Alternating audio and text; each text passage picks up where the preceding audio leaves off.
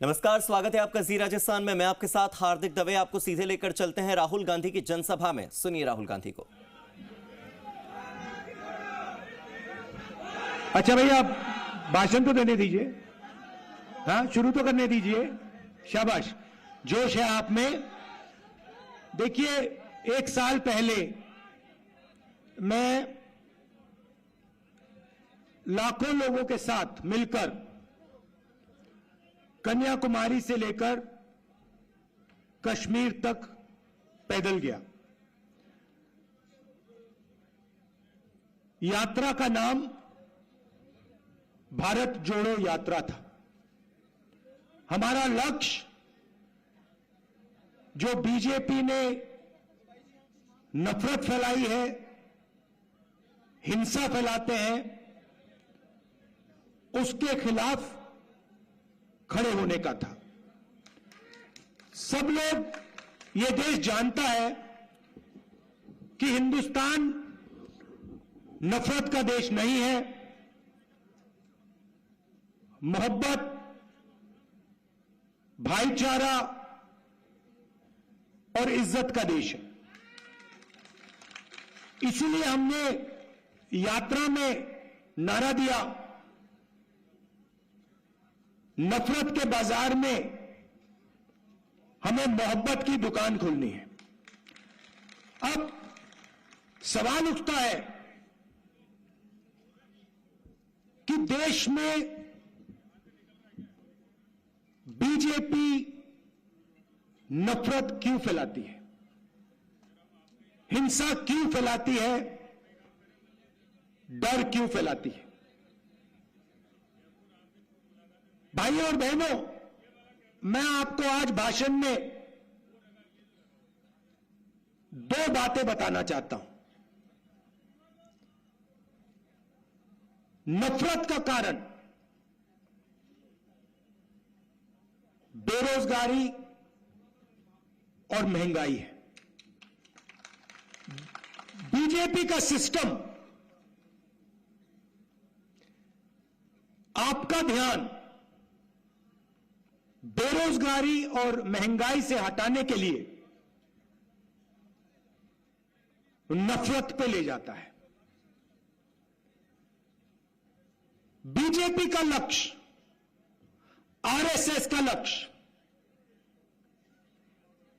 कि हिंदुस्तान के गरीब लोगों को, मजदूरों को, किसानों को, छोटे व्यापारियों को, आदिवासियों को, दलितों को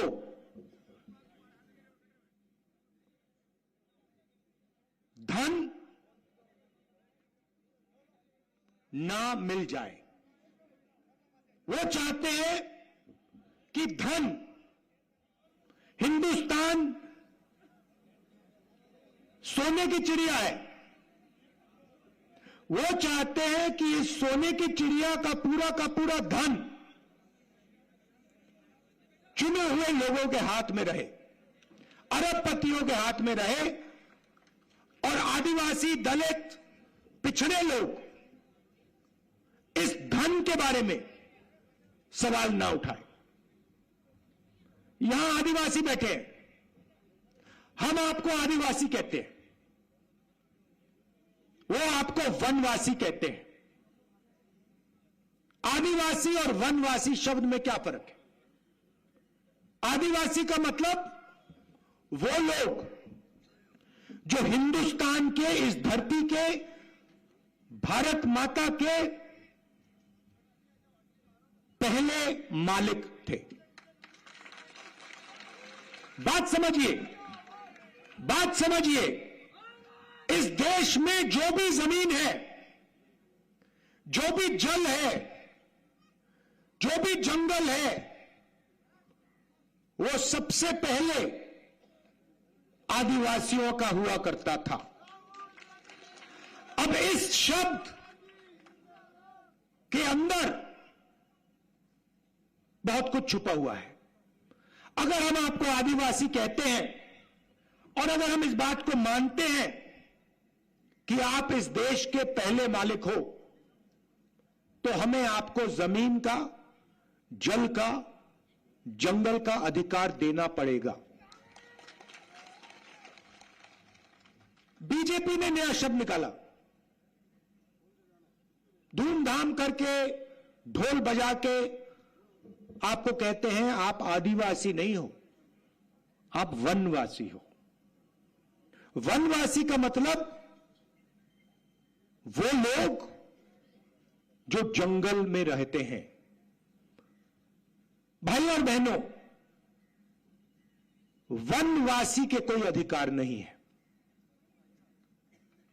वनवासी का मतलब आप तो जंगल में रहते हो, आपको जमीन का अधिकार थोड़ी हो सकता है, आपको जल का अधिकार, जंगल का अधिकार थोड़ी हो सकता है। आप तो जंगल में रहते हो, आप तो जानवर जैसे हो। वनवासी के ये मतलब है। मैं आपसे पूछना चाहता हूं, आपने किसी बीजेपी के नेता को किसी जानवर पर, किसी कुत्ते पर पेशाब करते हुए देखा है? कभी नहीं देखा। मगर आपने बीजेपी के एमएलए को मध्य प्रदेश में एक आदिवासी युवा के ऊपर पेशाब करते हुए देखा है। यह इनकी सोच है। आपको कहते हैं हिंदी सीखो, अंग्रेजी मत सीख लेना। मगर अगर आप बीजेपी के किसी भी नेता से पूछो, भैया आप कहते हो कि हमें अंग्रेजी नहीं सीखना, आपके बच्चे कौन से स्कूल में पढ़ते हैं? English medium. सारे के सारे बीजेपी के बच्चे, अमित शाह के बेटे, राजनाथ सिंह के बेटे, सारे के सारे इंग्लिश मीडियम में पढ़ते हैं। क्यों? क्योंकि उनको मालूम है सबसे अच्छी नौकरियां call centre, IT, software, engineering, सबसे अच्छी नौकरियों के लिए आपको अंग्रेजी बोलनी पड़ेगी।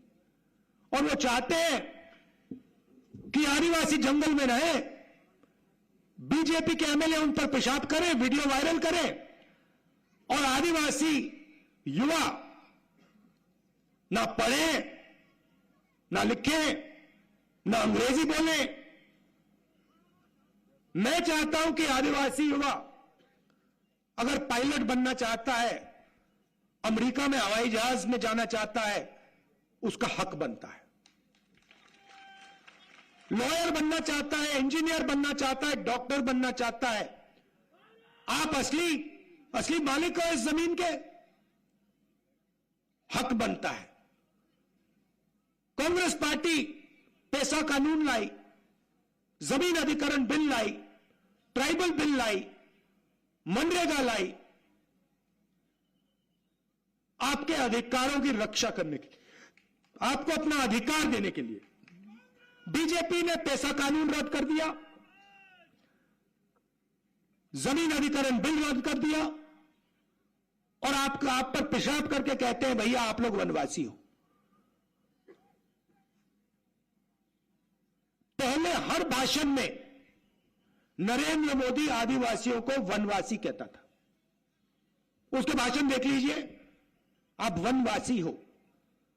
जैसे ही मैंने यह बात बोली कि वनवासी में और आदिवासी में फर्क है, और नरेंद्र मोदी खबरदार आपने वनवासी शब्द का प्रयोग किया, उसके बाद नरेंद्र मोदी ने वनवासी बंद कर दिया।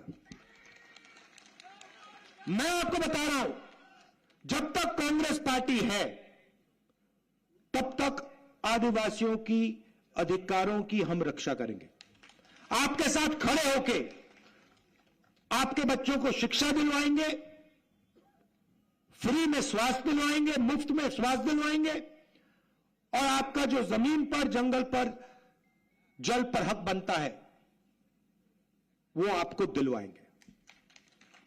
तो यह हुई बात आदिवासियों की। अब चलिए पिछड़ों की बात करते हैं। देश में कम से कम 50% पिछड़े लोग हैं। ऑफिशियल रिकॉर्ड नहीं है, मगर लोग जानते हैं कि कम से कम 50% आबादी पिछड़ों की है।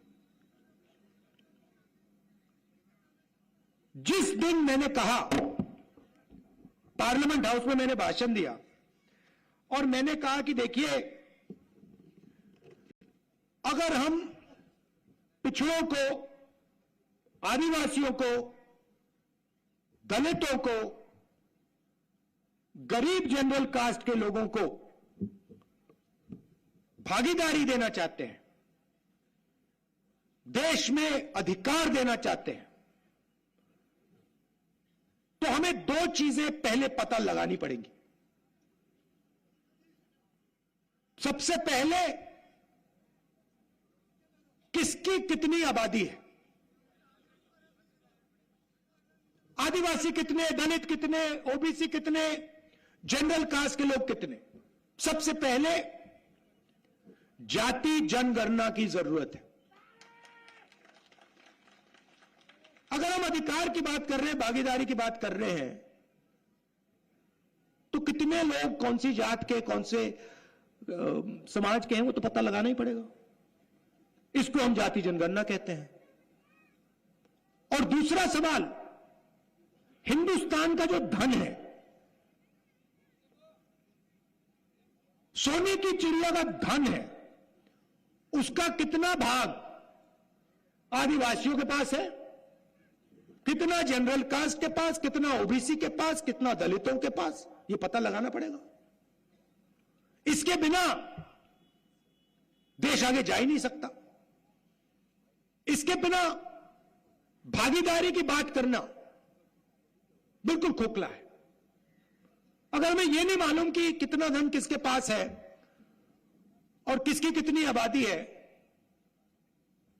तो भागीदारी की बात कैसे करेंगे। तो मैंने पार्लियामेंट में साफ कहा कि भैया, पहला कदम देश का एक्सरे करना है। जैसे किसी को चोट लगती है, डॉक्टर के पास जाते हैं, कहते भैया एक्सरे कराओ, टांग टूटी नहीं टूटी, हाथ टूटा नहीं टूटा। अब लोगों को दर्द हो रहा है, देश में आदिवासियों को, दलितों को, पिछड़ों को दर्द हो रहा है, लोगों को समझ नहीं आ रही बात, दर्द क्यों हो रहा है। इसलिए जाति जनगणना देश का एक्सरे है, यह पहला कदम।